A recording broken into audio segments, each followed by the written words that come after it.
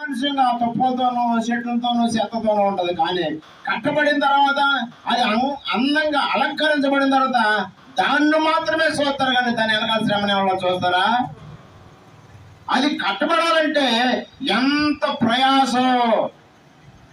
ఒక విశ్వాసి ఆత్మీయంగా బలపడాలంటే, ఒక విశ్వాసి ఆత్మీయంగా ఎదగాలంటే, దేవుని రాజ్యం కొరకు మనం సిద్ధపడాలంటే చాలా శ్రమలు మనం అనుభవించవలసిన వారమై ఉన్నాం. ప్రకటన గ్రంథము 2:10 మనం చూస్తే అక్కడ ఏమని రాయబడి ఉంటుందంటే, 10 దినములు నీకు శ్రమ కలుగును, మరణం వరకు నమ్మకంగా ఉండు, జీవ కిరీటం నేను నీకు ఇస్తానన్నాడు ప్రభు. ఎప్పుడు ఇస్తానన్నాడు ప్రభు?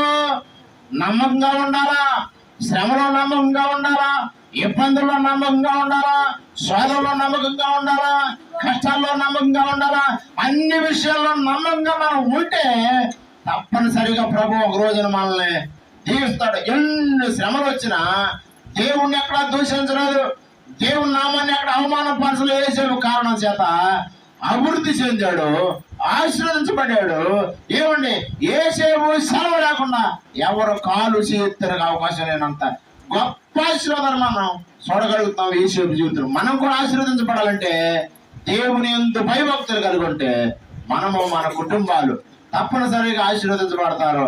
అట్లా ఆశీర్వదించబడతాం, ప్రయాసపడదాం. దేవుని కృప మనందరికీ తోడై నడిపించును గాక.